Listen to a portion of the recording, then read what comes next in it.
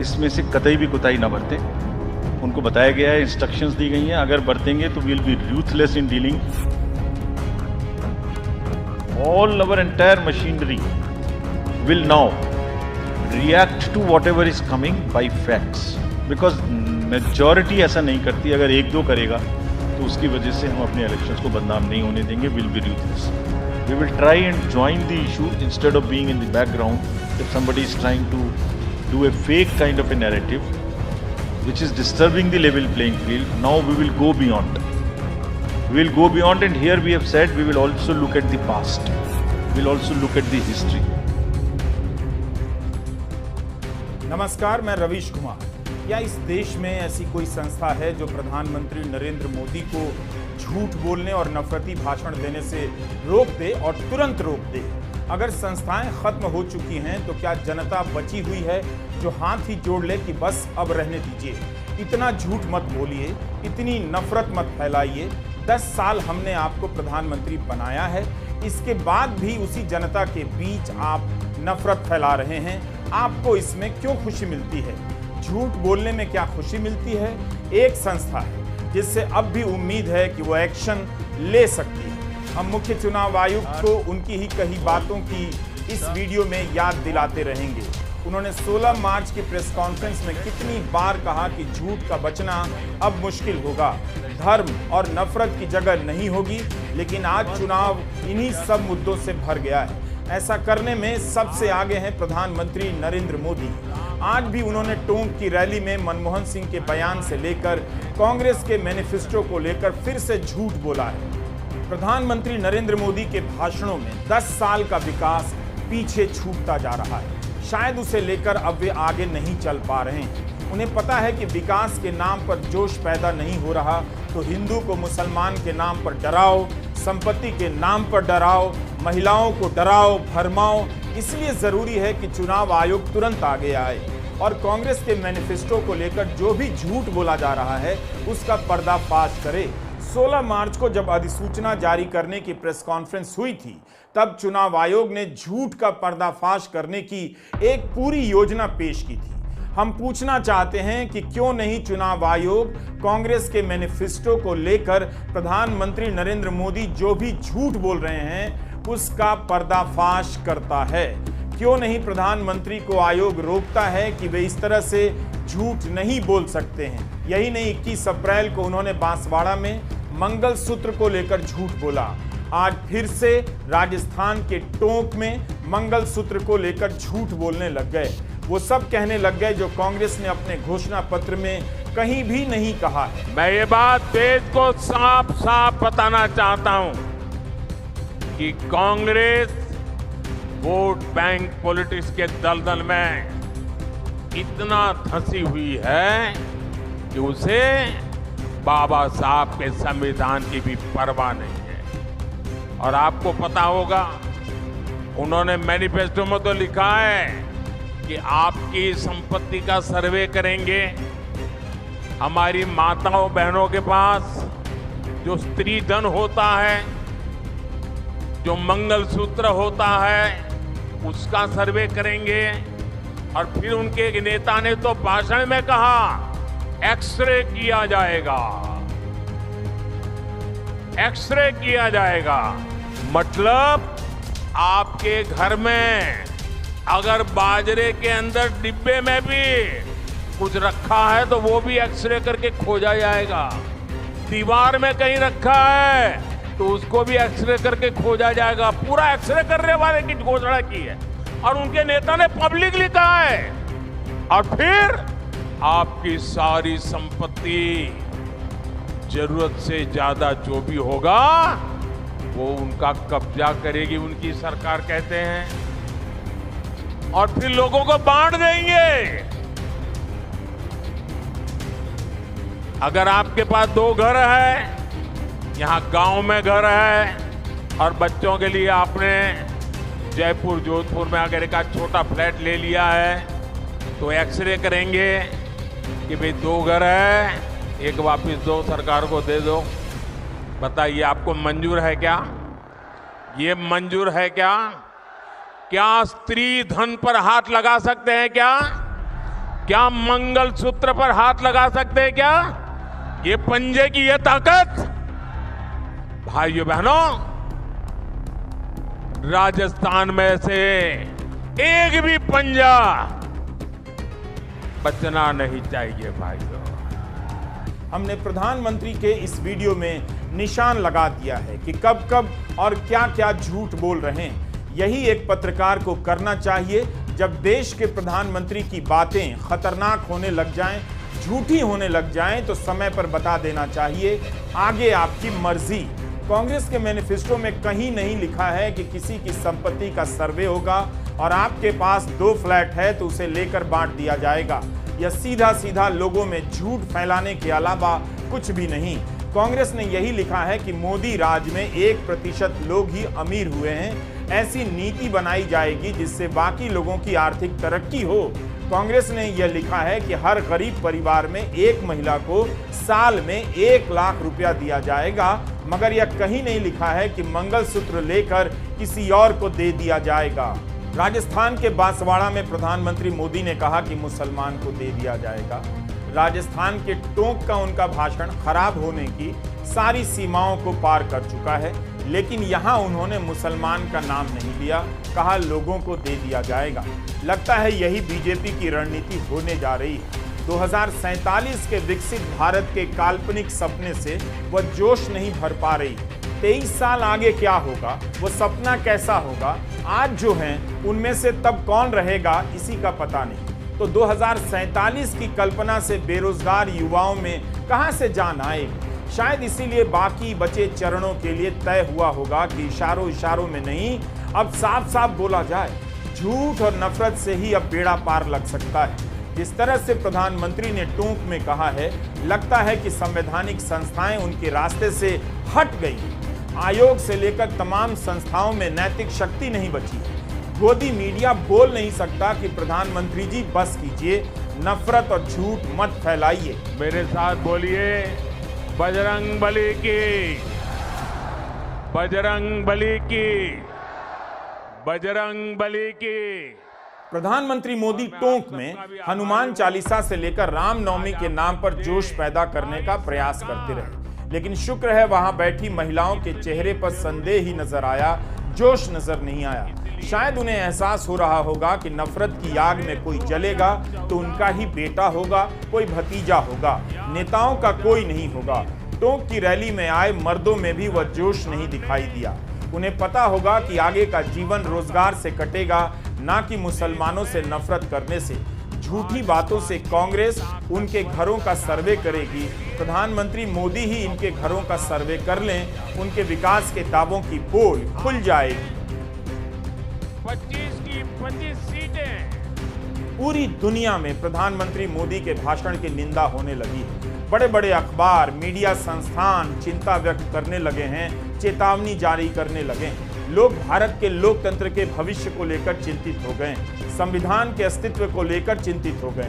बताइए, प्रधानमंत्री मोदी कह रहे हैं कि बाजरे का एक्सरे होगा, आपके घरों की दीवारों का एक्सरे होगा। प्रधानमंत्री मोदी का झूठ बांसवाड़ा से टोंक तक आते आते विकराल हो चुका है, भयावह हो गया है। चुनाव का समय नहीं होता तो प्रधानमंत्री के इस बयान पर आप हंसते हंसते लोटपोट हो जाते, मगर चुनाव का समय है, इसलिए यह बयान बेहद खतरनाक है। फिर से सुना दे रहा हूं ताकि आपको गर्व हो सके और भूखे पेट भी आप गर्व करते रहें। आपके घर में अगर बाजरे के अंदर डिब्बे में भी कुछ रखा है तो वो भी एक्सरे करके खोजा जाएगा। दीवार में कहीं रखा है तो उसको भी एक्सरे करके खोजा जाएगा। पूरा एक्सरे करने वाले की घोषणा की है। कितनी मेहनत लगती होगी इस तरह के झूठ को गढ़ने में। कांग्रेस ने जाति का सर्वे करने की बात कही है, पब्लिक के बीच में कही है। यह नहीं कहा कि आपके घर में रखे बाजरे और दीवारों का एक्सरे होगा। अनुसूचित जाति, जनजाति और ओबीसी की गिनती की बात से बीजेपी भी इनकार नहीं करती। कई जगहों पर बीजेपी के नेताओं के भी बयान हैं। ये अलग बात है कि मैनिफेस्टो में इसका जिक्र नहीं, मगर जब भी इस मुद्दे का दबाव बढ़ता है, बीजेपी के नेता जाति के सर्वे की बात अपने हिसाब से करने लग जाते हैं। अभी अभी सारे इंडी गठबंधन के लोग मिलकर के उन्होंने आवाज उठाई, जातिगत जनगणना होनी चाहिए। भारतीय जनता पार्टी की जातिगत जनगणना के विरोध में नहीं है, हम भी साथ हैं, लेकिन उनके जातिगत जनगणना का मकसद और मंसूबा जातियों में बांटने का था। और ऐसे में प्रधानमंत्री जी ने कहा कि हम ज्ञान को लेकर आगे चलते हैं, और ज्ञान का मतलब होता है जी फॉर गरीब, वाई फॉर युवा, ए फॉर अन्नदाता हमारा किसान, और एन फॉर नारी शक्ति। अगर जाति के सर्वे की बात हो, प्रधानमंत्री ने इस तरह से घुमाया है तो शर्मनाक और खतरनाक दोनों है। अब पीएम की बातों को खराब बताने के लिए नाक वाले शब्द मुझे नहीं मिल रहे हैं। आप कितनी बार शर्मनाक, खतरनाक, ये नाक, वो नाक, फलाना नाक, ठिकाना नाक करते रहेंगे। प्रधानमंत्री को बताना चाहिए कि बाजरे से लेकर दीवारों के एक्सरे की बात उन्होंने कहां सुनी है, कहां लिखा हुआ पढ़ा है। लेकिन बड़ा सवाल है कि उनके इस झूठ का क्या इलाज हो सकता है। अगर चुनाव आयोग कार्रवाई करने में महीनों लगा दे, चुनाव बीत जाने तक कार्रवाई ही ना करे, तो क्या कोर्ट नहीं जाना चाहिए? जनता के बीच सक्रियता से नहीं जाना चाहिए? कांग्रेस के पास ना तो अब लोग बचे हैं ना नेता। हो सकता है कि कांग्रेस के पास चुनाव लड़ने का धन भी ना हो। इस मुद्दे को लेकर सड़क पर उतर जाने की इच्छा शक्ति भी नजर नहीं आती। मल्लिकार्जुन खड़गे का एक बयान औपचारिक ही लगा कि प्रधानमंत्री से मिलकर मैनिफेस्टो के बारे में बताएंगे। इसके बाद कांग्रेस की तरफ से कोई राजनीतिक कार्यक्रम लॉन्च नहीं हुआ। 21 अप्रैल से कांग्रेस के मैनिफेस्टो को लेकर झूठ पर झूठ बोला जा रहा है, लेकिन कांग्रेस के नेता ट्वीट कर रहे हैं, चुनाव आयोग को शिकायत कर रहे हैं। क्या यह काफी है? क्या उन नेताओं को जनता के बीच अपने मैनिफेस्टो को लेकर नहीं जाना चाहिए? एक तरफ प्रधानमंत्री आक्रामक होते जा रहे हैं, जनता के बीच इसी झूठ का प्रसार हो रहा है, दूसरी तरफ कांग्रेस ट्वीट कर रही है। आम आदमी पार्टी होती तो आज सड़कों पर अपना घोषणा पत्र लेकर खड़ी हो गई होती, मगर कांग्रेस का पॉलिटिकल एक्शन नजर नहीं आता।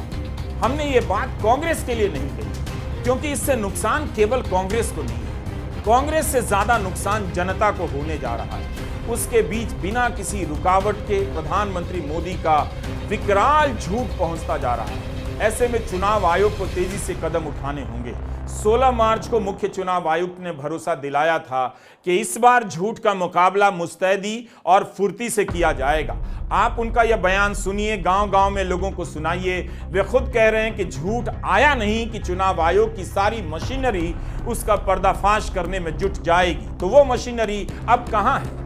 All our entire machinery will now react to whatever is coming by facts. We will try and join the issue instead of being in the background.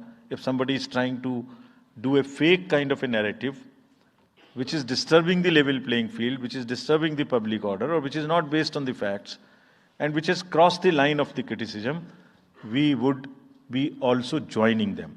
All our entire machinery will now react. ये नाव कब आएगा? कितनी देर में आएगा ये नाव?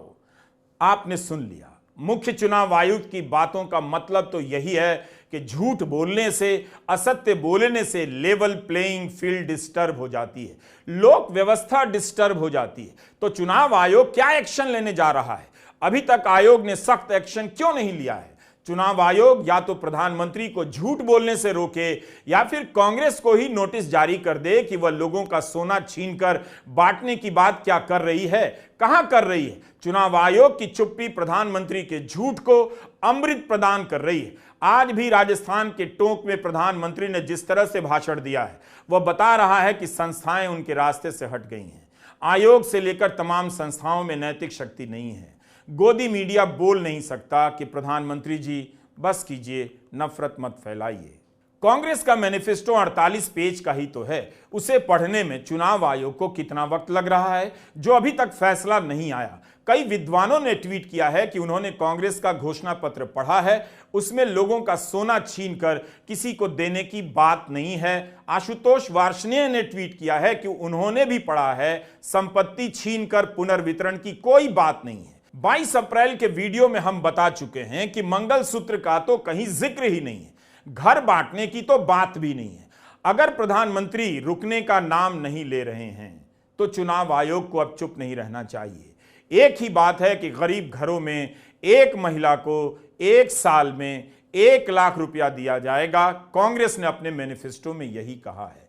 राहुल गांधी ने अपने manifesto को लेकर एक वीडियो डाला था। इसमें एक मिडिल क्लास का बंदा उन्हें पत्र लिख रहा है, तो राहुल साफ साफ कहते हैं कि हम किसी को फ्री में पैसा नहीं दे रहे, हर युवा को अप्रेंटिसशिप करना होगा। अप्रेंटिसशिप का मतलब होता है किसी कंपनी में आप पहले ट्रेनिंग ले, काम करें और योग्यता के आधार पर आगे अवसर पाते जाएं। आप राहुल गांधी के इस वीडियो को फिर से सुन सकते हैं। Arshan here, I've gone through the manifesto of Congress. It is very impressive, but he makes a point. He is concerned that we're going to be giving 1 lakh to every youngster. We middle class people are dying from all sides, sir. Giving money to the youth for free is very dangerous for the long term. Arshan, we're not giving money for free. हम एक apprenticeship का कानून बना रहे हैं, apprenticeship की guarantee, apprenticeship का हक, जिससे हर युवा को apprenticeship करने की अपॉर्चुनिटी मिले। वो फ्री नहीं है, उसको काम करना पड़ेगा, 1 साल उसको काम करना पड़ेगा, उसमें ट्रेनिंग होगी उसकी, और 1 साल में उसको 1 लाख रुपए मिलेगा, मगर फ्री में उसको नहीं मिल रहा है। और ये एक प्रकार से इन हाउस ट्रेनिंग का तरीका है, स्किल बिल्डिंग का तरीका है, और ये लोग काम करेंगे, ये फ्री में नहीं है। तो आप घबराइए मत, फ्री में कुछ नहीं दिया जा रहा है। सबसे बड़े अरबपतियों का कर्जा माफ होता है तो कोई नहीं कहता, प्रेस में कोई नहीं कहता कि फ्री भी दिया, कहते हैं कि इकोनॉमिक ग्रोथ के लिए सपोर्ट किया है। तो जब किसान के लिए कर्जा माफी होती है तो वही लॉजिक होनी चाहिए। कांग्रेस की जो भी सफाई है वो लोगों तक तेजी से पहुंच नहीं रही है। प्रधानमंत्री मोदी कांग्रेस के मैनिफेस्टो को लेकर जो झूठ बोल रहे हैं वो हर जगह पहुंचा दिया गया होगा। कांग्रेस ने बीजेपी नेताओं के खिलाफ आचार संहिता के उल्लंघन को लेकर 22 अप्रैल को कुल 17 शिकायतें की हैं, जिनमें से एक यह भी है कि राजस्थान में बीजेपी उम्मीदवार ओम बिरला की आईएएस बेटी चुनाव प्रचार में हिस्सा ले रही हैं। क्या इसमें भी कार्रवाई करने में वक्त लग सकता है? क्या यह आचार संहिता का उल्लंघन नहीं है अगर वो ऐसा कर रही हैं? ये आवश्यक है कि जिसको हमने संवैधानिक रूप से एक पुलिसमैन बनाया है, संरक्षक बनाया है इस पर्टिकुलर क्षेत्र का, अधिकार क्षेत्र का, वो तुरंत ठोस, सही और स्पष्ट एक्शन ले, क्योंकि ये हमारे संविधान के सभी आत्मा के जितने भी प्रावधान हैं उनके बारे में है। सबसे पहले है हमारी कंप्लेंट नंबर 17। इस देश के, और मैं बहुत आदर के साथ कहता हूँ, हमारे प्रधानमंत्री भी हैं, इस देश के प्रधानमंत्री हैं, और मैं वास्तव में उनका आदर करता हूँ क्योंकि बहुत मुखर वक्ता है, प्रखर वक्ता है। मैं हाथ जोड़ के उनसे कहूँगा कि उन्होंने इस प्रकार का वक्तव्य कैसे दिया, नहीं देना चाहिए, और चुनाव आयोग को इसके ऊपर तुरंत एक्शन लेना चाहिए। मैं इसको भद्दा मानता हूँ, मैं इसको दोहराऊंगा नहीं, लेकिन इसके 4-5 तत्व आपको याद दिलाऊंगा जिसको हमने पूरी तरह से चुनाव आयोग के सामने रखा। इसमें एक समुदाय एक धर्म का स्पष्ट नाम के साथ विवरण है, स्पष्ट नाम के साथ। नंबर 2, ये बड़े स्पष्ट रूप से कहा गया है कि वो समुदाय इस देश की अल्प रिसोर्सेज को हड़प सकता है, हड़प लेगा, कांग्रेस उनको दे देगी इस प्रकार के अल्प रिसोर्सेज, उस समुदाय, उस धर्म को। नंबर 3, उस समुदाय और उस धर्म को घुसपैठियों के साथ बराबर में जोड़ा गया है। ये बड़े स्पष्ट शब्द है, प्रकाशित शब्द हैं, आपके सब चैनल्स पे हैं, आपके सब प्रकाशन में हैं।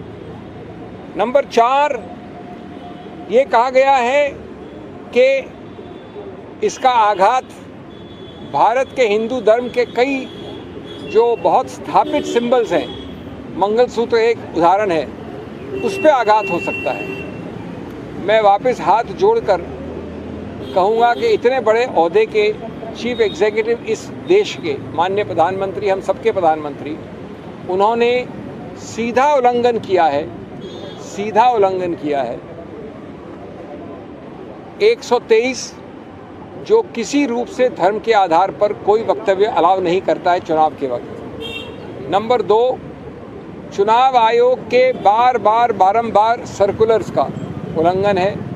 उसका आखिरी सर्कुलर 2024 का, वो भी ये कहता है कि किसी रूप से परोक्ष हो या सीधा हो, आप धर्म के आधार पे ऐसा कोई आक्षेप या एक संकेतात्मक रूप से भी, या तो सीधा है, नहीं कर सकते। नंबर 3, उन्होंने भारतीय संविधान की अस्मिता पे आघात किया है। ये सभी हमारे बाकी 15 या 14 कंप्लेंट्स के साथ विवरण किया है, लिखित दिया है, कंप्लेंट दी है, प्रावधान दिए हैं, फोटोग्राफ दिए हैं, याचिकाएं दी हैं और उसके बाद अब हम समझते हैं कि ट्रायल पे न ये लोग हैं न हम हैं, ट्रायल पे चुनाव आयोग। वक्त बहुत कम है। जिस तरह से चुनाव हो रहे हैं, लगता नहीं कि समतल मैदान यानी लेवल प्लेइंग फील्ड की नीति बच गई है।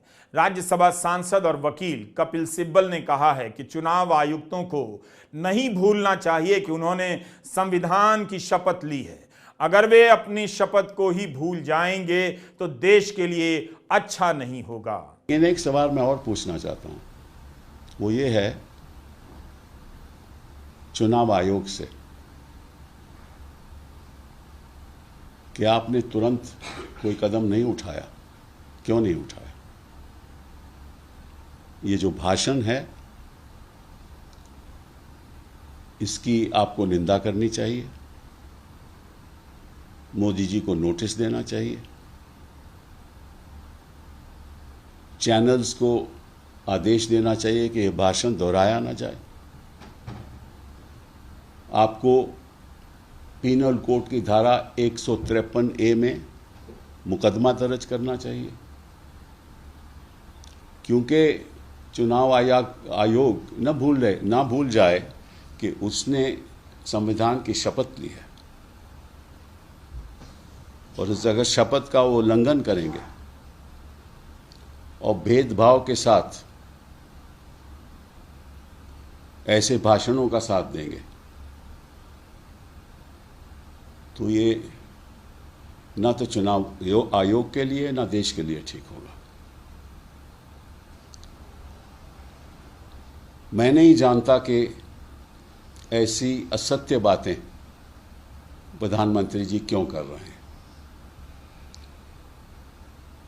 जो उन्होंने डॉक्टर मनमोहन सिंह के बारे में कहा वो भी असत्य है। कांग्रेस पार्टी की, खासतौर पे डॉक्टर मनमोहन सिंह की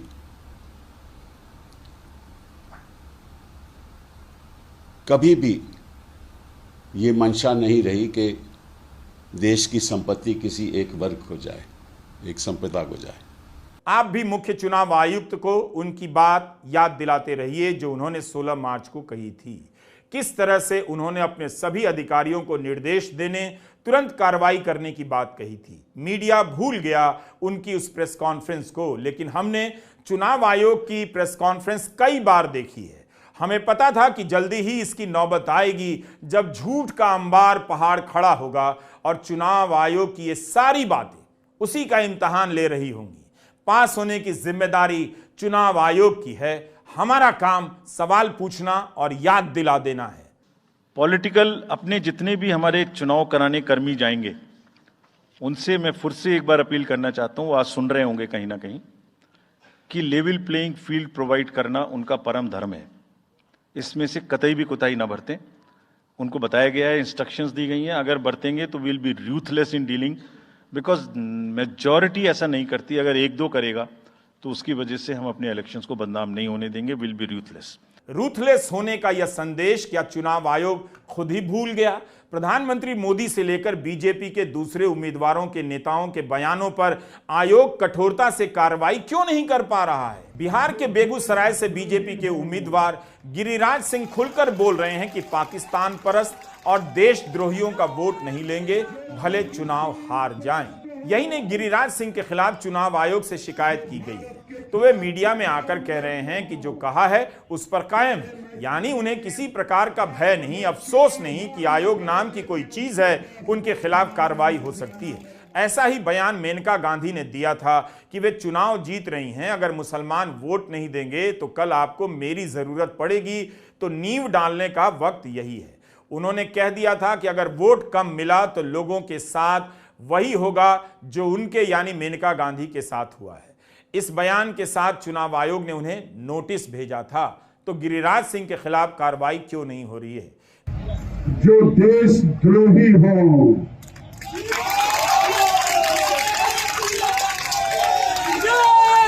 जो पाकिस्तान परस्त हो, जो भारत के खिलाफ में जहर उगलते हो, चाहे मैं कितनी बात मुझे चुनाव हारना पड़े, लेकिन उसके पास वोट मांगने मत जाना मेरे भाइयों।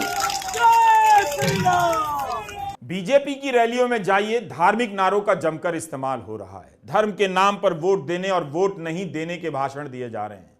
लेकिन चुनाव आयोग ने नोटिस भेजा है उद्धव ठाकरे को कि अपनी पार्टी के चुनावी गाने से हिंदू और भवानी शब्द हटा दीजिए। बूथ में बटन दबाओ ना, तब जय बजरंगबली बोल करके सजा दे देना। पक्का दोगे ना? माताएं बहनें, विशेषकर आप सभी को अयोध्या में राम मंदिर का दर्शन करना है ना? करना है या नहीं करना है? उद्धव ठाकरे ने हटाने से इनकार कर दिया है और चुनौती दी है कि पहले बीजेपी के खिलाफ कार्रवाई हो, मोदी शाह के खिलाफ एक्शन लिया जाए।